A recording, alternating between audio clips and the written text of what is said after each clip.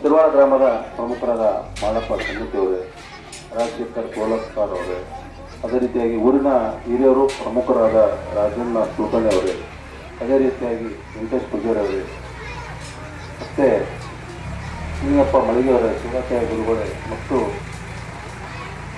Ammanna dairy ಅವರೇ ಹಾಗೂ ಈ ಕಾರ್ಯಕ್ರಮಕ್ಕೆ ಆಗಮಿಸಿದ ತಿರುವಾಳದ ಗ್ರಾಮದ ಪ್ರಮುಖರಾದ ಸಿದ್ಧಲಿಂಗಪ್ಪ ಶಾಬಾದ್ ಅವರೇ, ಅಜ್ಮೂರ್ ಅವರೇ, ಮಲ್ಲಿಕಾರ್ಜುನ್ ರಾಜಪುರ ಅವರೇ, ಸಿದ್ಧಲಿಂಗಪ್ಪ ಅವರೇ, ಅದೇ ರೀತಿಯಾಗಿ ಶಾಣಪ್ಪ ಪ್ಯಾಟೆ ಅವರೇ, ನಮ್ಮ ತಿರುವಾಳ ಗ್ರಾಮದಿಂದ ಬಂದ ತಾಯಿದ್ರೆ ಹಾಗೂ ಈ ಕಾರ್ಯಕ್ರಮದಲ್ಲಿ ಭಾಗವಹಿಸಿದ ಎಲ್ಲ ನನ್ನ ಹಿರಿಯರೇ ಹಾಗೂ ಚಿಕ್ಕ ಮಕ್ಕಳೇ ಮತ್ತು ಈ ಶಾಲೆಯ ಮುಖ್ಯೋಪಾಧ್ಯಾಯರೇ ಹಾಗೂ ಗುರುಮಾತೆಯರೇ.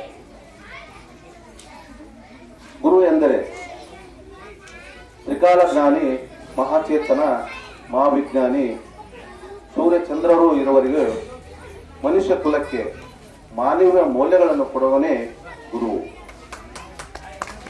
ಮತ್ತು ನಮ್ಮನ್ನ ಬೆಳಕಿನ ಕಡೆ ಒಯ್ಯುವನೇ ಗುರು ಅಂತ ಈ ಸಂದರ್ಭದಲ್ಲಿ ಹೇಳಬೇಕು. ಈಗ ಮಲ್ಲಣ್ಣ ವಿಚಾರ. ತಿರುವಾಳ ಗ್ರಾಮದ ಮಲ್ಲಣ್ಣವರು ನಮ್ಕಿನ ಹಿರಿಯವರು.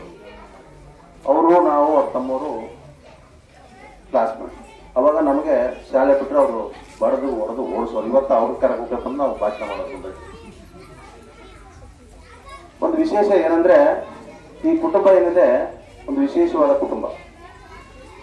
ಅವ್ರ ವಿಶ್ವಕರ್ಮ ಕುಟುಂಬ.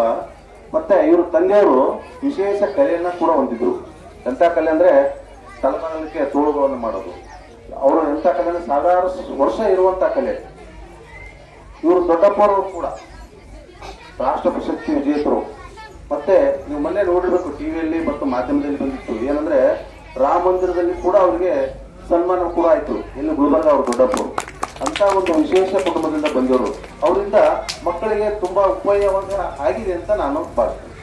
ಅಂತ ಒಂದು ಅವರಿಂದೆಲ್ಲ ಕುಟುಂಬ. ಮತ್ತೆ ಗುರುಗಳು ಹೇಳಿದ್ರು ಇವಾಗ ಮಲ್ಲಣ್ಣ ಗಡಿಬಿಡಿ. ಮಲ್ಲಣ್ಣ ಅಂತ ಗಡಿಬಿಡಿ ಅಲ್ಲ ಸರ್. ಈಗ ನೀವು ಮುಂದೆ ಬಿಟ್ಟಾದ್ಮೇಲೆ ನಿಮ್ಮ ನೌಕರಿಗಿನ 10 ಪಟ್ಟು ಅಂತ ನೌಕರಿ ಏನು ಗಳಿಸ್ತಾನಂತ ಈ ಸಂದರ್ಭದಲ್ಲಿ ಹೇಳ್ಬೇಕು. ಯಾಕಂದ್ರೆ ಸುಮ್ಮನೆ ಕೂಡ ಜಾಯಮಾನ ಆಗ್ತದಲ್ಲ. ಅವ್ರ ಹೊಲ ಮನಿ ಸಾಕಷ್ಟಿದೆ. ಅವರು ಏನು ಮೆಣಸು ತೋಟ, ಏನೋ ಹತ್ತಿ ಹೊಲ ಏನು ಮಾಡೋದ್ರೆ ಸುಮ್ಮನೆ ಕೂಡ ಜಾಯಮಾನ ಅವ್ರದಲ್ಲ. ಅಂತ ವ್ಯಕ್ತಿತ್ವ ಇರುವಂತ ನಮ್ಮ ಮಲ್ಲಣ್ಣ ಈ ಒಂದು ಕಾರ್ಯಕ್ರಮದಲ್ಲಿ ನಮಗೆ ಕರೆಸಿ ನಮಗೇನು ಮಾತಾಡೋಕ್ಕೆ ಅವಕಾಶ ಕೊಟ್ಟಿದ್ರಿ. ತಮ್ಗೆಲ್ಲರೂ ವಂದಿಸಿ ನನ್ನ ಮಾತನ್ನು ಮುಗಿಸ್ತೇನೆ. ಎಲ್ಲರಿಗೂ ನಮಸ್ಕಾರ.